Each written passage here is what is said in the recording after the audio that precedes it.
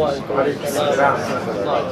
الله الرحمن الرحيم. الحمد لله رب العالمين، والصلاة والسلام على خير المرسلين محمد بن عبد الله صلى الله عليه وعلى آله وصحبه أجمعين. يا أيها الذين آمنوا اتقوا الله حق تقاته ولا تموتن إلا وأنتم مسلمون. يا أيها الناس اتقوا ربكم الذي خلقكم من نفس واحدة وخلق منها زوجها وبث منهما رجالا كثيرا ونساء، واتقوا الله الذي تساءلون به والأرحام إن الله كان عليكم رقيبا. أما بعد، فإن أصدق الحديث كتاب الله، وخير الهدي هدي محمد صلى الله عليه وسلم، شر الأمور محدثاتها، وكل محدثة بدعة، وكل بدعة ضلالة، وكل ضلالة في النار. Tonight, inshallah, we will talk a little bit about الحج. فمنها تذكرة لمن هيأ الله له أسباب أن يحج هذه السنة، ومنها دفع ورفع عزيمة لمن ينوي أو من لم ينوي.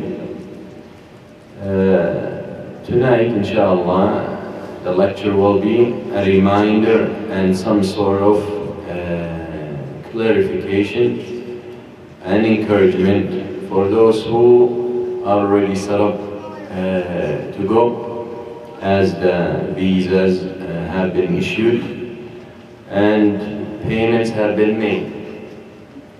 And also in it, a reminder for those who have not made the intent yet, or they made the intention but they're hesitant about making Hajj.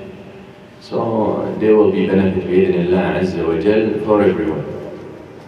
Hajj, as I call this lecture, journey of death with a return. And the reason I say that is because who wants to go to Hajj, really, from my short experience in going there, if you don't go with that mindset, most probably you will not get the benefit of it, or the most of the benefit. فالحج from the beginning to the end should be reminding you of that, of your death. Wallah Azza wa Jal, when He make things obligatory, and the ibadat, the specific ibadat, for reasons. If you, or once you leave your home, you really should leave with that intent. And it might sound pessimistic and depressing, but that is what Allah Azza wa Jal wants from you. Because when the person is dying, he really doesn't care at that moment about anything he's leaving behind. All he's caring about is what's coming forward or ahead of him. If someone is dying, he's worried what Allah Azza wa Jal will do to him. If someone is dying, he's worried about what's going to happen in the grave, how he's going to be questioned, what the angel's going to ask him, how he's going to answer. If you go to Hajj without that mentality, if you go to Hajj with the mentality, I'm coming back, most probably few days into the Hajj, you will want to come back. Seriously. Because the Hajj is not convenience. It doesn't matter what kind of package you're buying. If it's $3,000 or $20,000. The Hajj is taking you out of your comfort zone. But they can make it convenient as much as they try, but there are certain things, everyone, regardless of how much they paid, they're equal. Imagine? So you have to go with the intent, I'm going for Allah and leaving everything behind. I went with some brothers one of the years. Literally, the brother did not leave his cell phone, did not stop talking on his cell phone back into the States about the business. Every few minutes they call him from the job, his own company. فلما سألته, when I asked him at the end of the Hajj, how was it? He didn't benefit. His heart was somewhere else. Al-Hajj, Allah Azza wa Jal wants from you, all of you. Wants from you, all of you. And that's what you need to go with that intent. Because when you die, you're on your own. You're alone. So we have to go with that mentality to earn or to get or to gain the best of this great ibadah. And if you look at the aspects of Al-Hajj and the rituals of Al-Hajj, you find that it's reminding you of that fact. We talked briefly about leaving your home, leaving your house, and I say leave your family. If you are going Hajj on your own and you have a wife and children, leave them, especially if they are dependent on you in everything.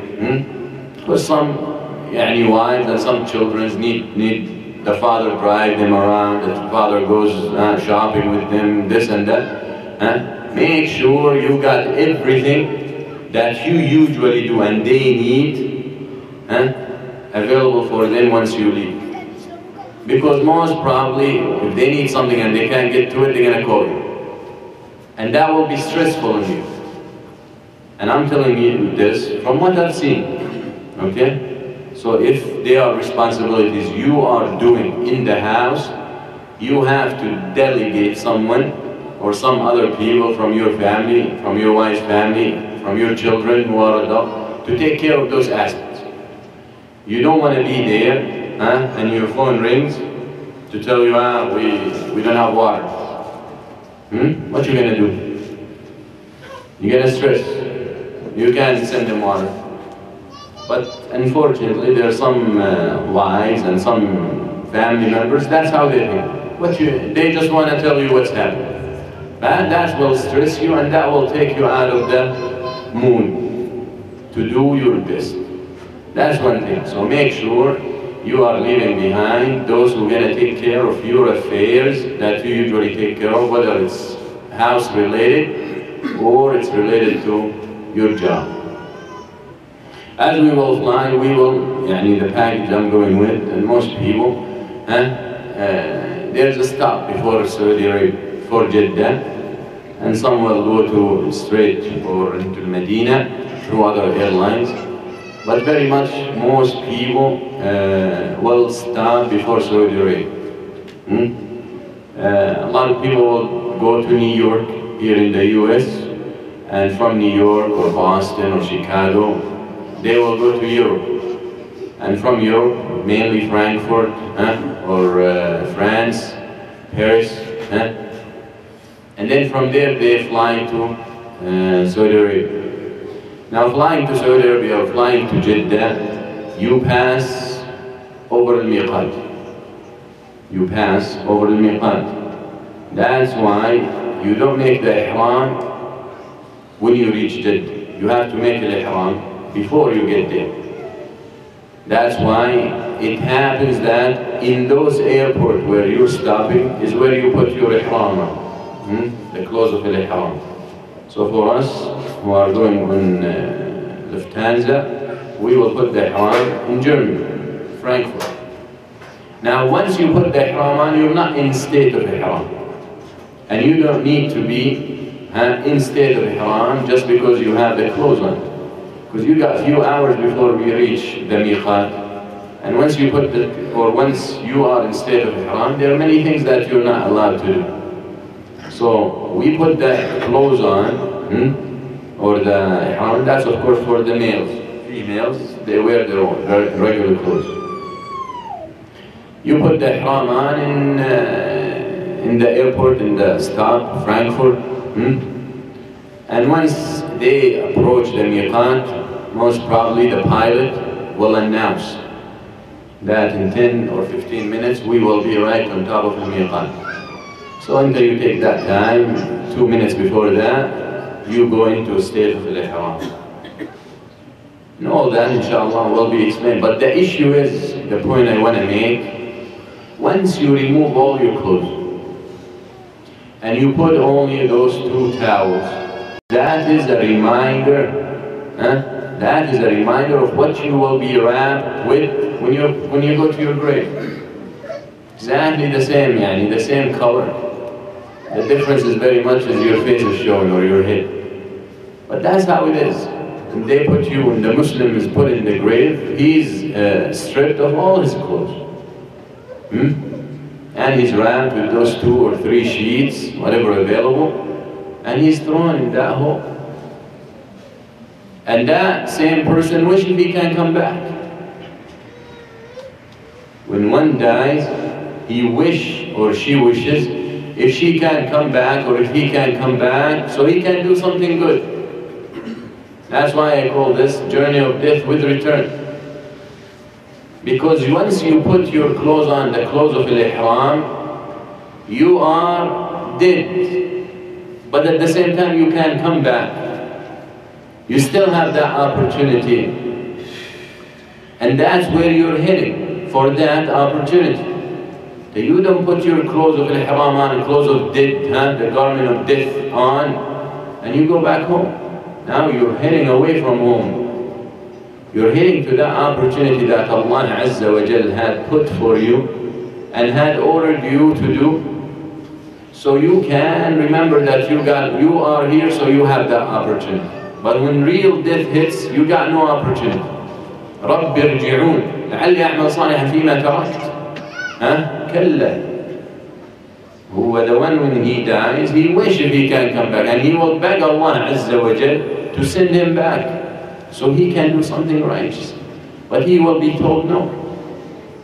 So it's very important when we are in that state, whereas a lot of us, unfortunately, tends to forget about the significance of these things. And you find a lot of us, you will hit a point where you really want to take off these ihram clothes, these 2 sheets. You want to put your regular clothes to feel more comfortable. But while you are in that state, you have always to remember to gain the best out of your Hajj. You have to remember that Allah Azza wa Jal, you are just rehearsing death. But this death, you still have the ability to come back. Most of us will come back. Allahu A'lam, some of us might not. But usually most people who go for Hajj come back. But you don't know. Usually and all the time, there's some people, it happens, they died, whether accident or natural death. So you don't know. So you have to go with that mindset. To go. And all you're worried about is the date you're going to come back. Because it happened. We've seen it. People say, what time are we going to leave? What time is the bus coming? What time, how long are we going to stay in the airport when we're coming back? We hope it's not the same way when we went in. This is something very question that I receive all the time. How long are we going to spend in the airport? In Jeddah? How far is the hotel from the airport? How much? What's about the salah? ما يهمك. أنت once you leave your home أنت في سبيل الله. Once you leave your home you already في سبيل الله. قال الحج هو جهاد. الحج بعض أهل العلم قال في الزكاة إن الزكاة توزع كما تعلمون آية التوبة. 8 categories Allah Azza wa Jal mentioned those who deserve the zakah. منهم الجهاد في سبيل الله. في سبيل الله معظم العلماء or a majority of أهل العلم said في سبيل الله fighting the enemies of Islam. Some of أهل العلم add to that الحج, because الحج is الجهاد for women. Jihad of women is Hajj, making Hajj. So the point is that once you leave your home, you are already fi sabilillah. So don't worry about what's going to happen. Don't come and say, we need to be in the haram so we can pray. You might be getting more reward waiting in the airport than if you're in the haram. Who knows? Because you are struggling and you are waiting and you're hungry and you're sick and you're tired. But the point is that don't worry about how long you're going to stay. Leave your house mentally prepared that you're going to be spending a long time before you get there. You've been waiting for years to get there. And now you're going to rush it when it comes to a few hours extra? As long as you keep on your mind, where are you going to be in a few hours? That will give you patience. You're going to see the Kaaba. You're going to be in a place where Muhammad ﷺ walked. So when you make tawaf around the Kaaba, you most probably walking in the same spots the Prophet ﷺ walked. So if you disturb yourself and annoy yourself a few hours before, you will miss on all that. Trust me. So you leave your home and one thing on your mind, and that is fi sabilillah. That Kaaba, that house of Allah Azza wa Jal, أول بيت وضع للناس، يعني أول بيت للعبادة وضع للناس للعبادة هو الكعبة الذي بمكة مبارك. So you have to remember all these things. But if you're angry and you're upset at the travel agency and you're upset at the bus because there's no AC, you're upset at the Allah. You're upset at this. We were, 1 year, we just finished Arafah, we came back, we slept in Muzdalifah, and then back to Mina. We spend the 2 days in Mina. Usually, you spend 3 days. That's what we spend.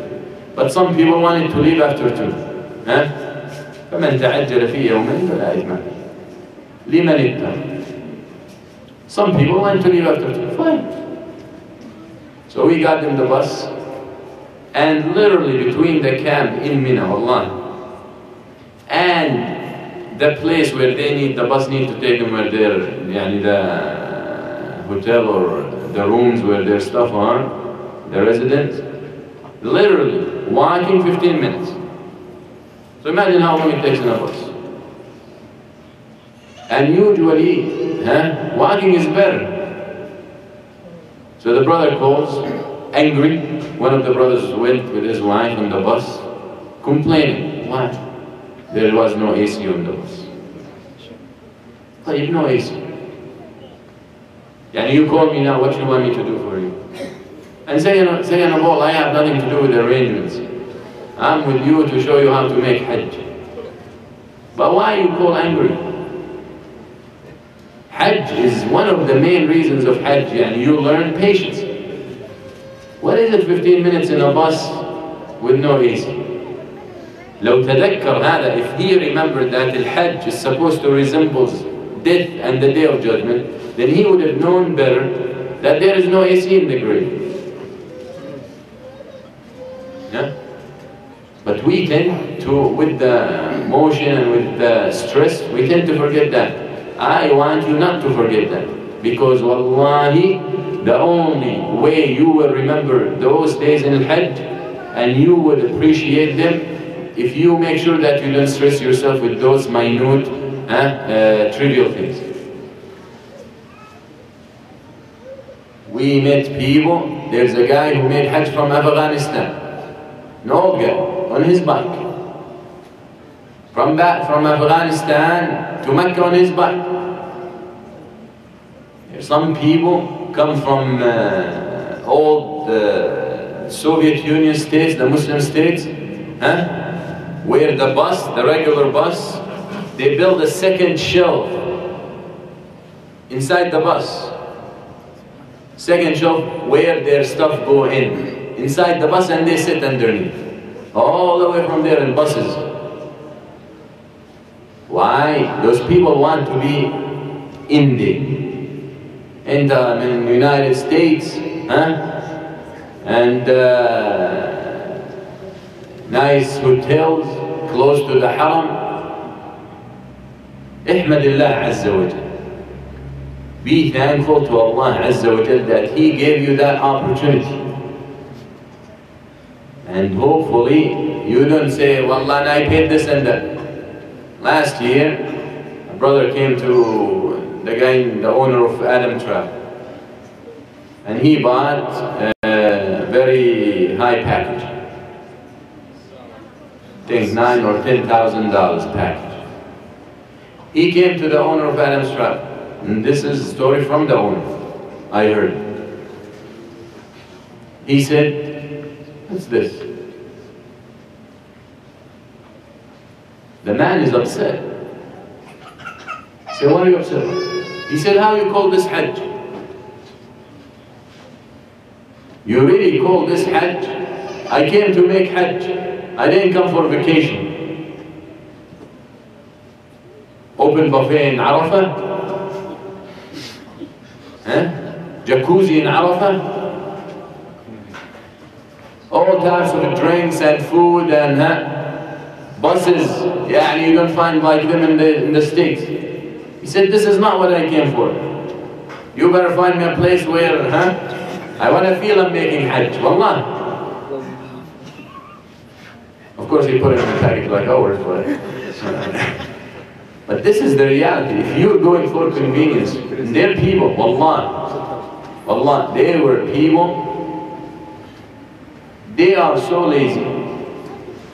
They stay in a hotel, and if you look out of your window of the hotel, Zamzam, you see Kaaba. People so lazy that they will pray from their hotel room following the Imam al-Haram, so they won't go down. So why I'm mentioning these examples? Because I don't want you to fall into this. Now why they do that? Because they're tired. But the point is, you're going to be tired. This Hajj is not for you to relax and rest. I met some guy in Jordan. He made Hajj 70 times. Few of them were on camels.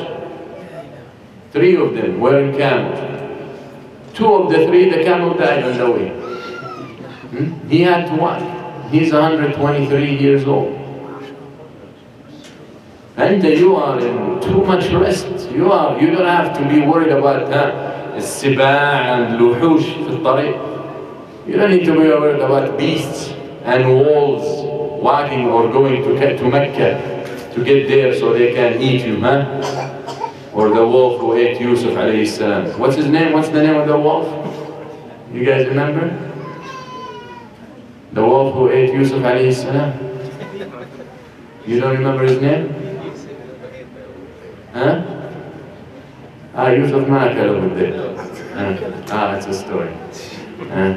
Yusuf wasn't eaten by the wolf. Remember? They made it up. Sin. Okay? You don't need to worry about all that.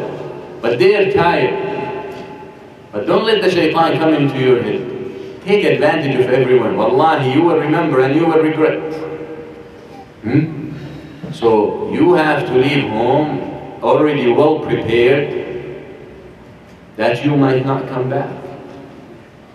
You leave home well prepared that you have everything taken care of behind you. You leave home well prepared to be patient. فأنت في سبيل الله. From the moment you leave your house, أنت في سبيل الله. Whatever happens, happens. أنت in continuous state of ibadah. I received a question from a sister or brother who's going with me. He said, if we have to wait because we have to let everyone know that there is a long wait in Jeddah airport. Maybe 7 hours, maybe 9 hours, maybe 10 hours. God knows how long it will be this year. Inshallah it will be smoother. So the sister asked, which is normal question, is how am I going to take care of my fara'id and my salah? And well, first of all, you're not in JFK. This is Muslim country. You're going to be in Muslim country. You're going to hear the adhan. Second of all, as we said, you pray wherever you want, wherever you can. Even if we're in Saudi Arabia, we don't have to be praying in the Haram. If we are in the airport and we cannot leave, we cannot leave. But I want you to think that you are scoring. As long as once you leave your home with that intention, you're scoring, you're recording.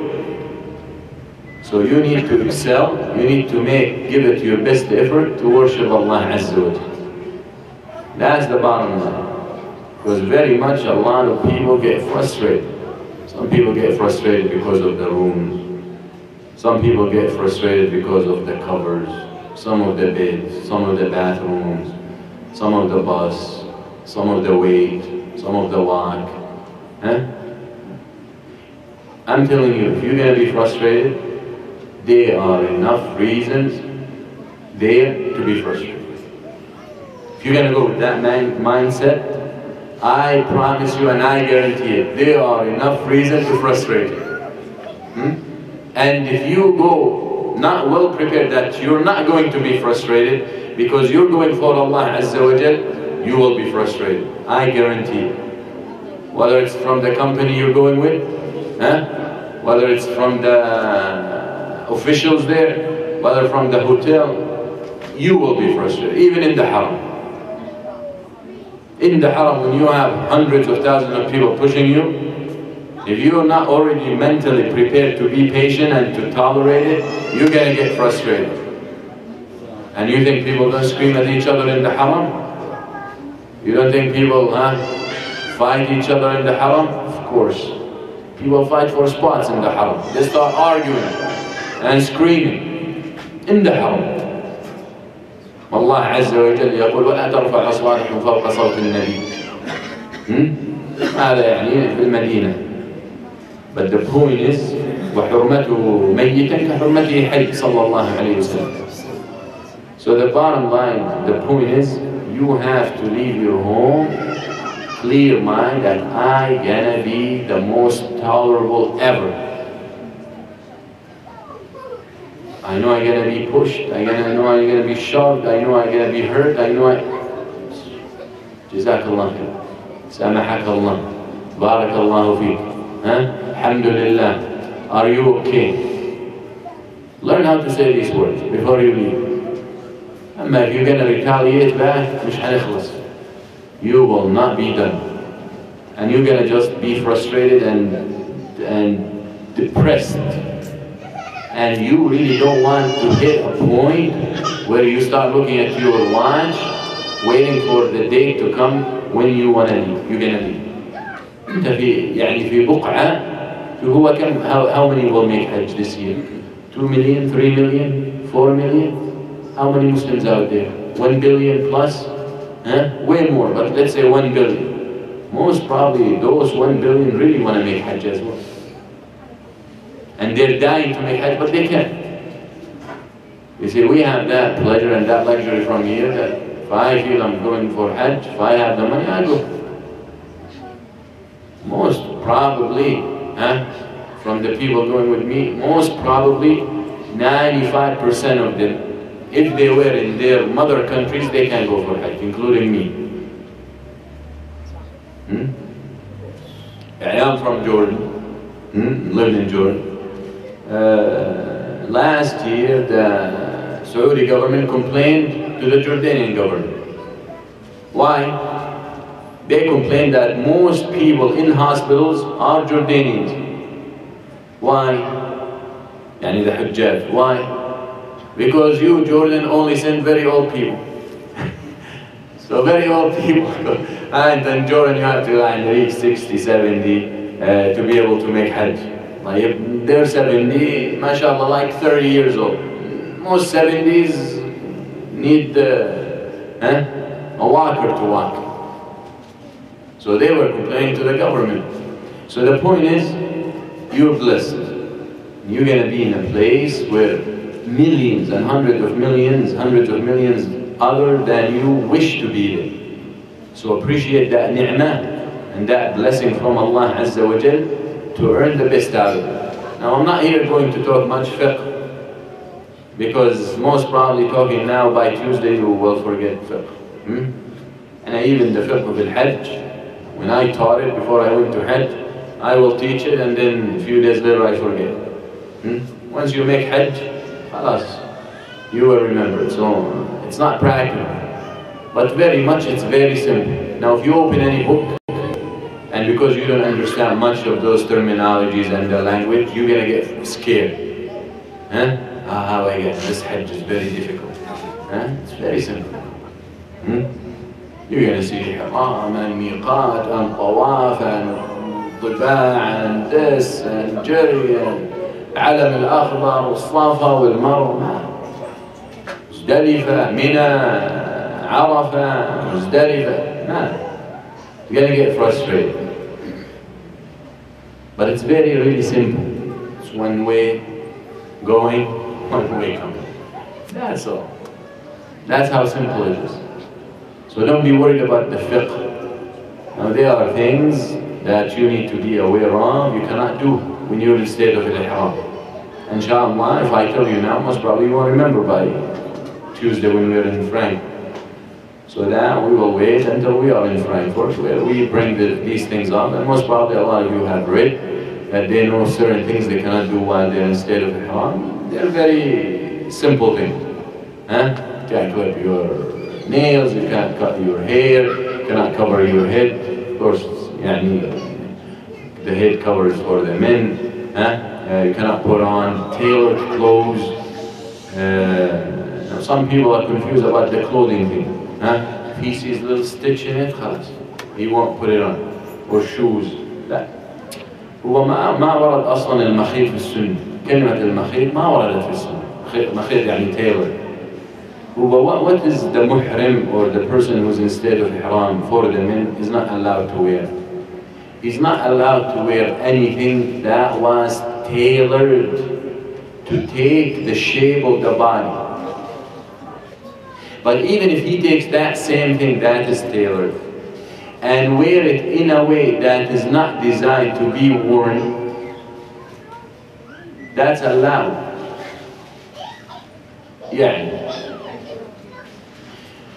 If I take my thobe, this thing, let's say I get, of course you stay away from these things because most people don't understand, and you're gonna create fitna, because you will have to see somehow out of the 3 million, 2.5 million become scholars there. And everyone faqih. And everyone know what you should wear and what you shouldn't wear because of something they read. Don't be like it. This is another warning. I warn usually the people who go with me, very serious warning. The brothers, most of the brothers and sisters who go, read. Because they're worried, so they read. They read a booklet, they read the website, they read whatever. And suddenly they start becoming a source of fatwa. Allah. يعني فتاوى, they give فتاوى. كما يقولون لو سئل عمر لجمع لها أهل بدر. If Umar wants to be asked those questions, he would have gathered the people of Badr to consult with. He started. And usually you will hear, I think. Inta could destroy your Hajj by deciding. So I warn the people who go with me clearly. Don't give fatwa even if you're 100% sure about the rituals of the Hajj. Because you could destroy someone's Hajj or make it invalid because of you. So why do you want to take that risk? And you're not responsible. And there are enough people of knowledge out there who will be asked and will answer.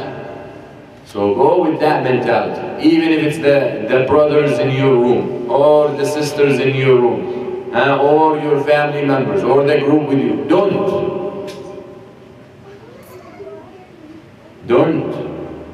Stay away from this, because people will ask you. Like 2 years ago, brother came with us, not with us, with another group. But I was close to that group. Literally, they made him go to the Haram 3 times from Mina. Now Mina is far from the Haram. And after Arafah, going to the Haram is very, very difficult thing. And getting into the Haram is difficult, and making Tawaf is more difficult. They made him go from Mina during الأيام التشريق to the Haram 3 times. Because he decided to ask 3 different people. And each one will give him different answer.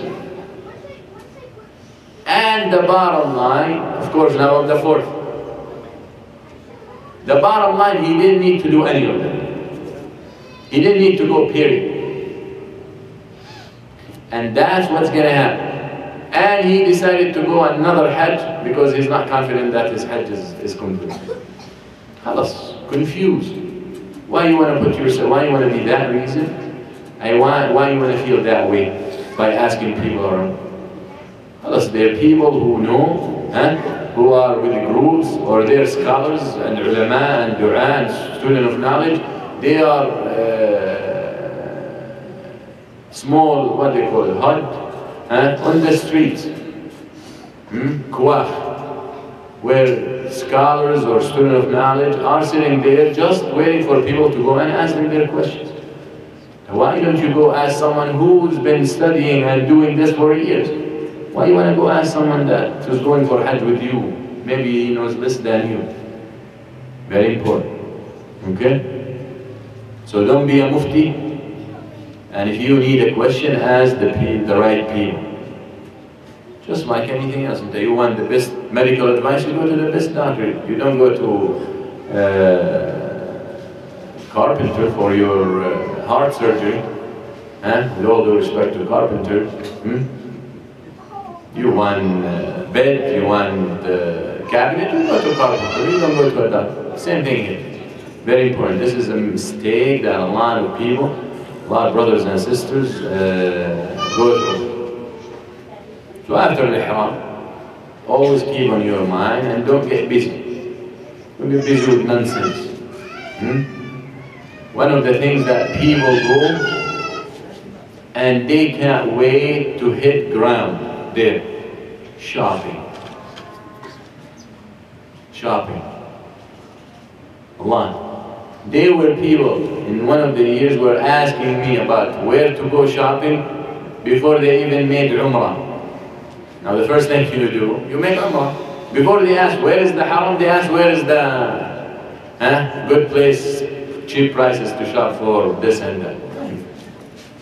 And usually the way we're gonna do it is first we go Mecca, we finish Hajj, then we go to Medina. My advice to everyone with me, don't buy anything in Mecca. Whatever is in Mecca, il Medina. When a riyal more expensive, who cares? Mecca, get busy there. Wait for last day, an hour here, hour after Salah, you buy what you need to buy. Don't get busy with shopping, get loaded, get heavy, you delay everyone, you slow down everyone, and you annoy the heck out of yourself. Shopping, wait for Medina, it's less crowded, you're done with your Hajj, you're wearing your normal clothes, you're comfortable, and everything is there. So, some people, every Salah, they go pray, they come back with bags. Every single Salah. Lish. And most of it, wallahi, garbage. Most of the stuff sold out there and people get excited. Come back here, 2 days later, broken or all. But we don't say don't buy, buy. People like to bring gifts and all. That's great. But do it at the right time. Be done with your Hajj. Be comfortable, clear-minded. Go buy, go shop. Okay? So once we make the ihram in Frankfurt, we just put the clothes on. We don't make any niyyah. We didn't make any intention yet. Then we fly, and as I said, a few minutes before we hit the miqat, the pilot will announce, or they will put it on the screens, I don't remember, and that's when, a few minutes later, you make your niyyah and your ihram, and whatever you want to make niyyah for. Labbaik Allahumma Umrah, and that's what we most, or all of us will do. We'll do tamattu'. Because in Hajj, there are 3 different Hajj. But we'll do tamattu', and that is we make intention for Umrah. Then we go to Mecca, or we reach Jeddah out of the airport straight to the hotel. Some people want to rest, some people want to shower. So you can shower while you're in Ihram, of course you can. You can change the clothes of Ihram to different set, that's not a problem. And then you go to the Haram. Of course we plan to do it together. And we make our Umrah, we come back, cut the hair, done with the Umrah. And then we stay there in Mecca until the 8th of Dhul-Hijjah. 8th of Dhul-Hijjah, Yawm al-Tarwiyah. That's when in the hotel, wherever we're standing, or the apartments, in Aziziyah, we put our Ihram back on, and now we intend for Hajj. So Tamattu', obviously, as you see it, now you might read and confuse and they come to me. Tamattu' means Umrah, be done, Hajj, be done. Umrah is one thing and Hajj is one thing. Okay? So that's what we're gonna do. So once we do that, Hajj, then you go, or you make the niyyah for Hajj, you go to Mina. We stay, that's the 8th day of the Hijjah. We stay in Mina. Now Mina is time to remember Allah Azza wa Jalla. Time of Khal. Mina is like the grave. Mina is like the grave. But the only difference is you got people around you. But literally, the tent has nothing in it, like the grave. Whatever mattress they're gonna give you, it's pseudo mattress. It's not even real. And it's so thin that you will think it's a blanket. You say, where's the mattress? No, it's the mattress. Okay? But who cares? At least you got something. In the grave you get nothing. So those days are days of dhikr lillah Azza wa Jal. Days of preparing yourself. Days of reflecting. Usually people do socializing in there. We all fall for that. Socializing. Well, socialize, but talk about the right things and take moments to be alone. This is my advice. Take moments to be alone, far away from anyone who knows you, and reflect. I am here.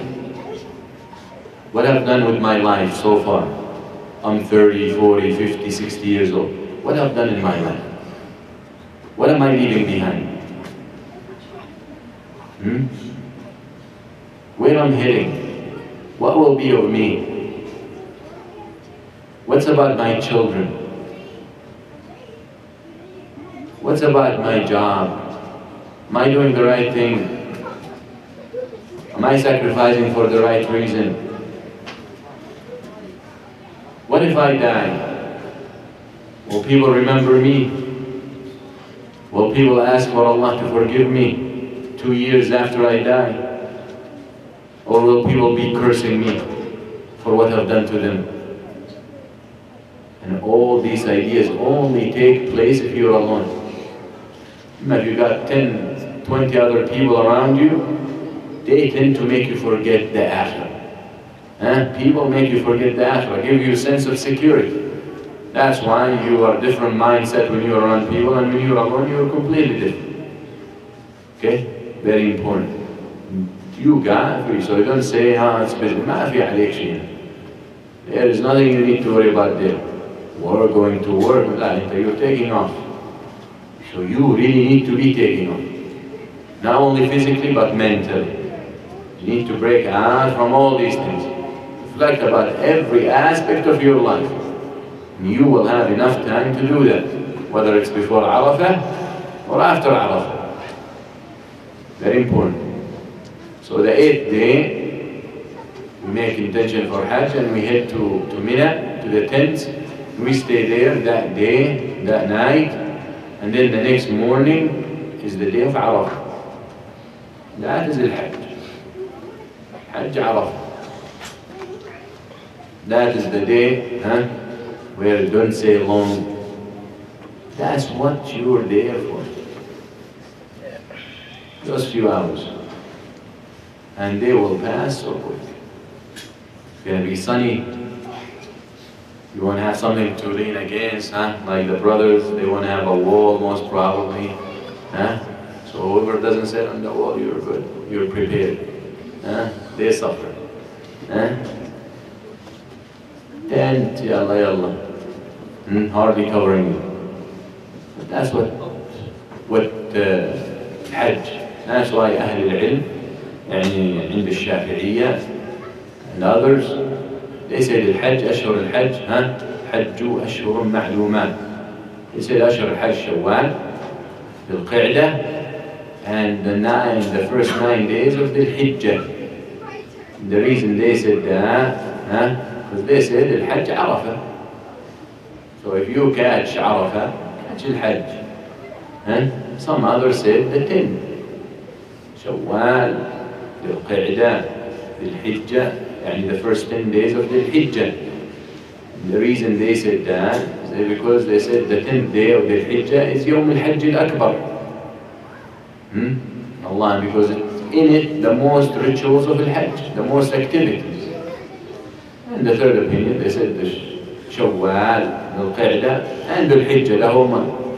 Because أقل الجمع 3 حج أشهر جمع تقليل بس جمع أقل الجمع 3, the least of plural 3. So 3 months must be 3 months at least. So they said the whole of the Hijjah. But the point is, Arafah is the day you wait for. If you're in Hajj, you don't fast. You don't, the Prophet ﷺ didn't fast in Arafah. For people who are left behind, fast. But for people in Arafah and Hajj, you don't fast. Because it will weaken you to do what more important stuff. Al-Hajj, Arafah, is the day of dhikr, the day of dua, the day of submitting yourself to Allah. It's a day of you forget yourself. It's a day where you need to think of yourself alone in this universe. Separate from everything and everyone. Wallahi, the scenes you see on Arafah, يعني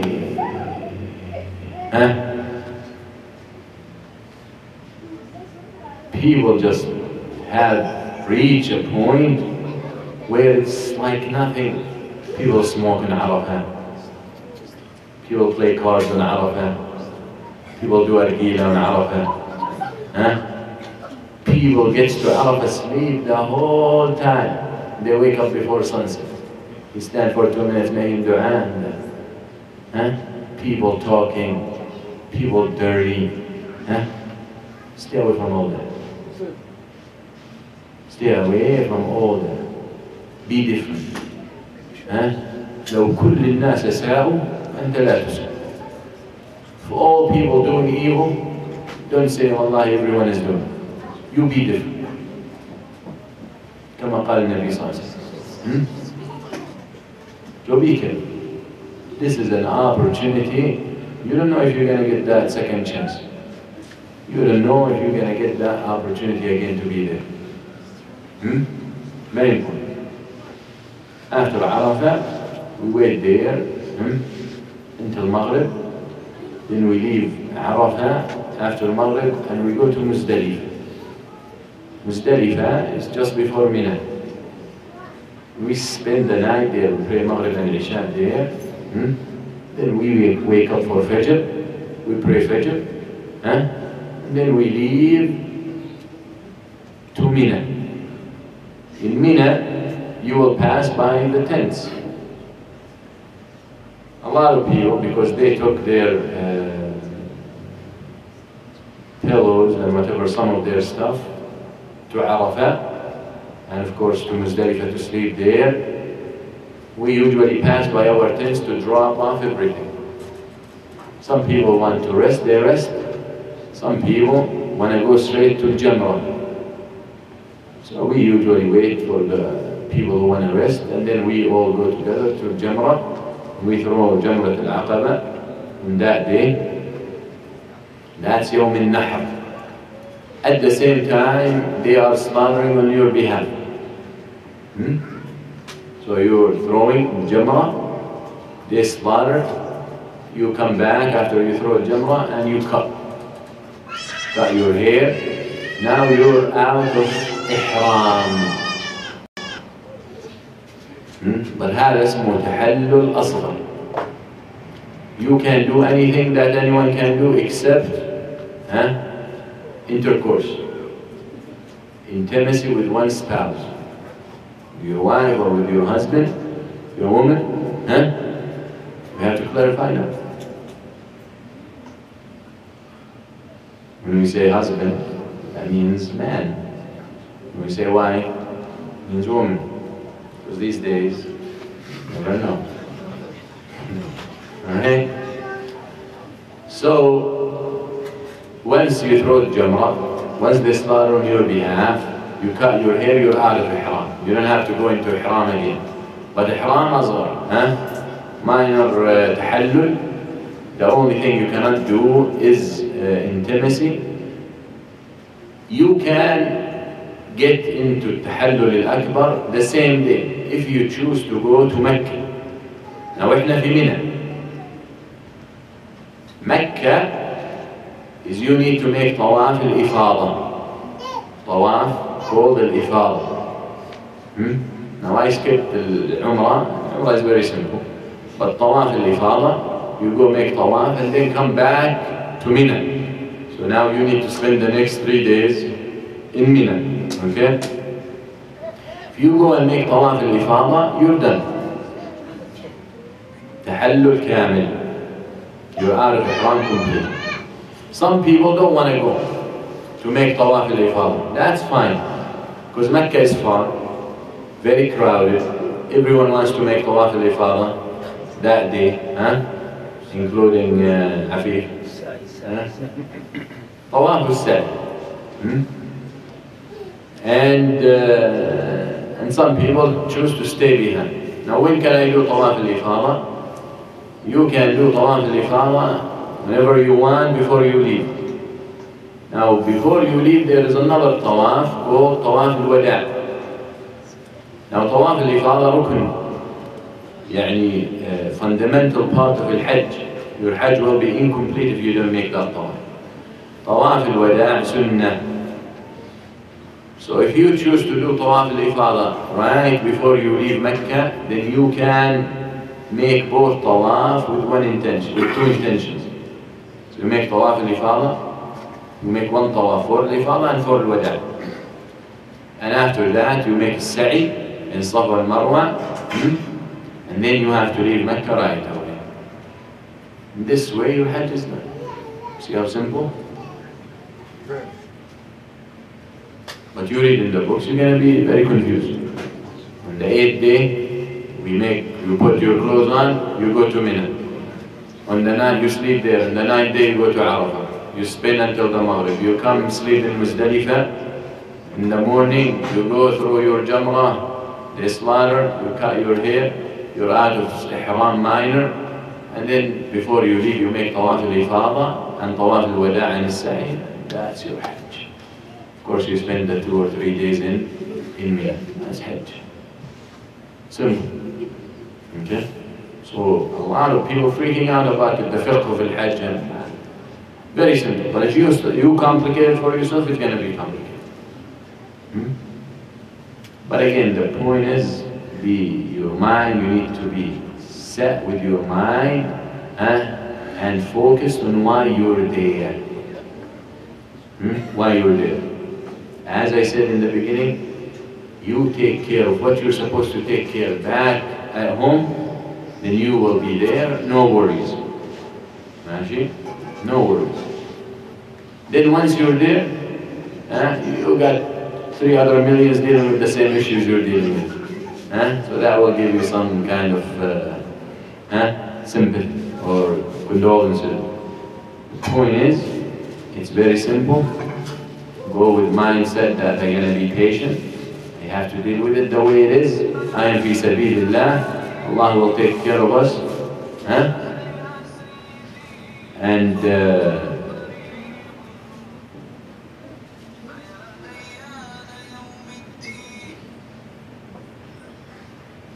then he's trying to teach us patience. already. We're not in Hajj yet. Nasan. Okay. Magic. So go with that and be focused, and everything will be smooth, inshallah. You will have the best experience. And we, in there, we have a meeting every Fajr. Talk whatever we need to talk about, some guidelines, some advices, and but you're not going there to sleep. Don't expect whatever you sleep here to sleep there. Go there 3-4 hours a day, 5 hours, nap here, nap there, few minutes, half an hour, that will do it. But have the intent that every night, the best time, honestly, from my experience, the best time in Mecca, in Al-Haram, after 12, after midnight. That's when most people are asleep. You get the Kaaba for yourself. Wallahi, those are the most and the best moments until Fajr. You pray Fajr, you sit until Duha, and go sleep. Sleep until Dhuhr, whatever. But those are moments, precious. Wallahi, very much what every year I miss out of Hajj, those moments. Those moments. Find a spot that you're comfortable in, and worship your Lord. Forget about everything. So you want to take, so you need to find the right company. You're going to be divided into rooms. So your life might be with people who love to sleep. Don't be just like them, because it looks like the person goes along with the people in his room. Because somehow after the whole thing is over, those 4 or 5 in that room got very good relationship together. SubhanAllah. No, seriously. And they stay in touch and contact, and they disconnect from the whole group. But somehow they are friends. So don't be influenced if they're lazy. Be the one who influences them. Wake them up, agree we're going to meet there at this time, push them. So that's very important for you to pay attention to as well.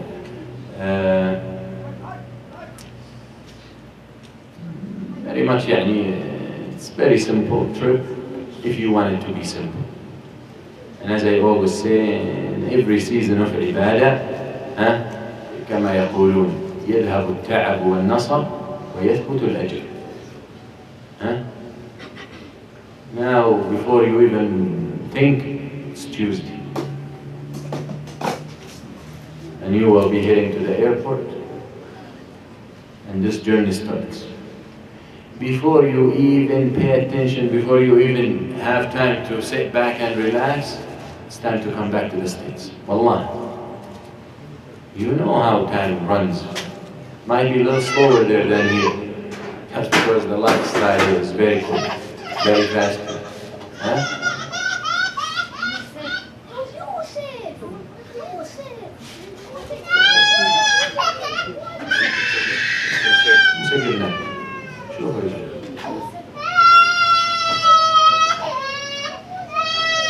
ودي عند أمه.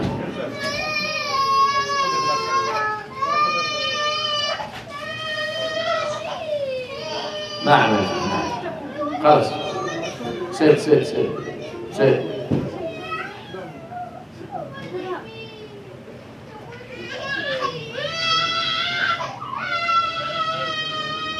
What happened? The divider started falling. It hit the table.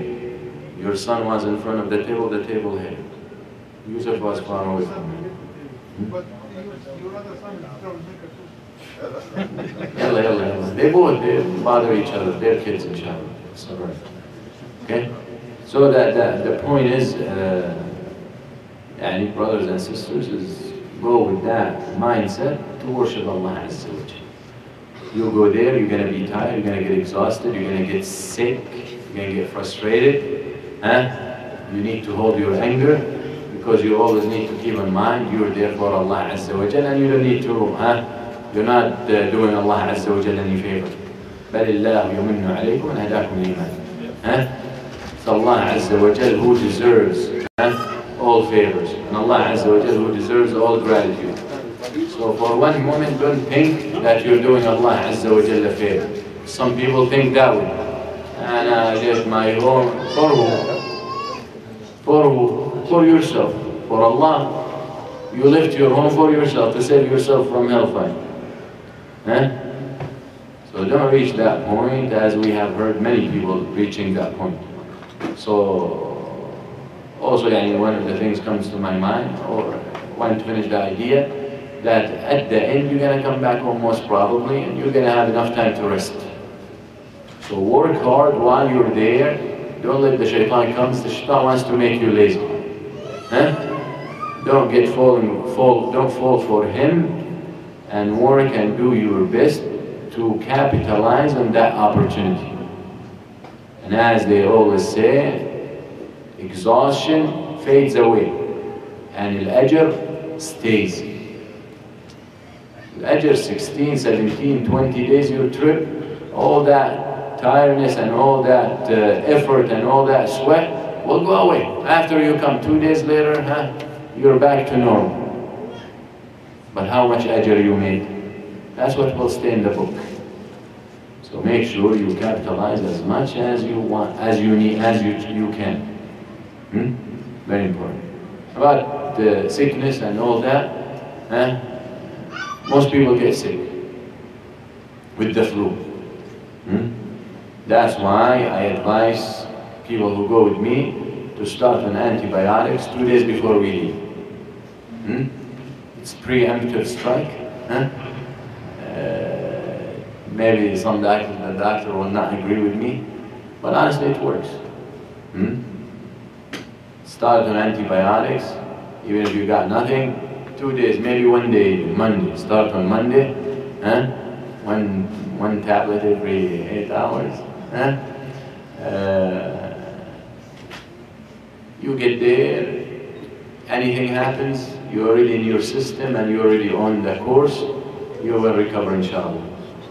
But if you wait until it hits you, it's going to paralyze you. And I got sick the first year I went, literally, I could not get up. And salah time, I'll move my head up from bed, trying to get up to pray. My body, I don't feel my body at all. That's how bad it is. And I learned my lesson. So that's my advice. If you disagree with that, if you hate medications, well, alhamdulillah, may Allah protect you. And if you get sick, there's treatment. But it's really gonna slow you down. So that's why I say, be prepared, have something in your system, and inshallah it will be. And you're not doing this every day, so don't worry about what is that thing? Penicillin resistance. If you're worried about bacteria, start resisting. Nah, you're doing this one time for your sake, for yourself, so you don't have to deal with that.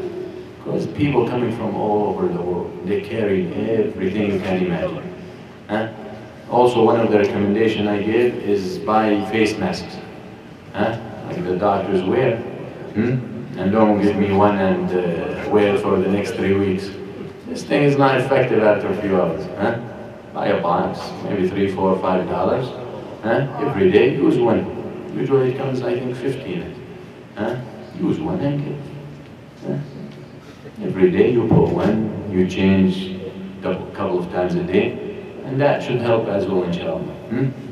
But the SARS or whatever, the bird flu and all these stuff, it's the amount of people there now, and when they tell you they found 2 or 3 or 4 or 10 cases, that's very good. That's very good. I mean, these things are infectious, yet you have all these hundreds of thousands of people there right now, and you got 10 people. Well, that's a good deal. Yeah. So I mean, they do a good job in controlling infection and all that. And put your trust in Allah, and don't say throw yourself in tahluka, but really rarely this thing will happen, inshallah you will be fine. So don't worry about all that. You're going to be worried. Maybe you should wait until next year. So, inshallah, it will be success and it will be blessing. And may Allah Azza wa Jal make it easy for us. And may Allah Azza wa Jal bring back everyone safe. And may Allah Azza wa Jal help everyone to fulfill his obligations there and to get the best of the benefit of this trip. And may Allah Azza wa Jal accept it from us and return us as the day we were born. And that should be your goal, to come back like the day you were born. And may Allah Azza wa Jal give the opportunity to those brothers and sisters who want to go and they couldn't make it this year. May Allah grant them and give it to them next year, whenever He pleases, and it's best for them. May Allah Azza wa Jal give the Sunnah victory. And may Allah, by the time we go to Hajj, Syria will be free, and Palestine will be free. May Allah return the land of Islam to the Muslims, and return us to our deen. May Allah Azza wa Jal give victory to our brothers in Sham and everywhere in the world. May Allah Azza wa Jal return the honor and the dignity to this deen and to the Muslims. اللهم اجعل الحياة زيادة لنا في كل خير واجعل الموت راحة لنا من كل شر. صلى الله على سيدنا محمد وعلى آله وصحبه وسلم والحمد لله رب العالمين. جزاكم الله خير. السلام عليكم ورحمة الله.